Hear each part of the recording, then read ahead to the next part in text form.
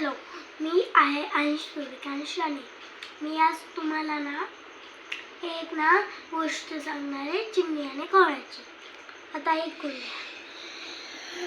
कावळ्याचं घर होतं शेणाचं, चिमणीचं घर होतं मेणाचं. आणि एकदा त्यांच्या घरी पाऊस येते आणि कावळ्याचं घर खूप वाहून जाते आणि चिमणीचं तसंच आणि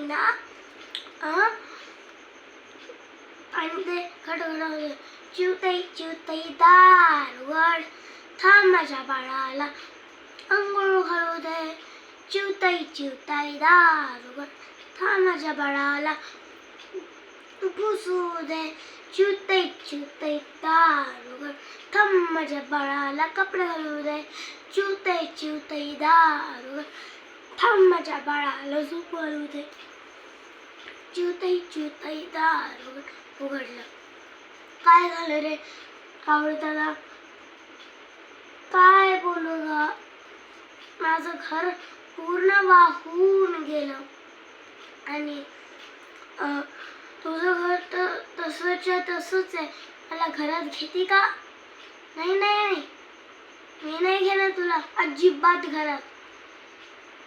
आणि ते भिजत राहते, त्याचे पिल्ले भिजत राहते.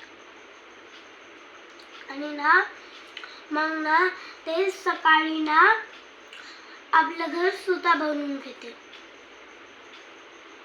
आणि खूप ऊन होतं, त्याच्यामुळं चिमणीचं घर पितळून गेलं.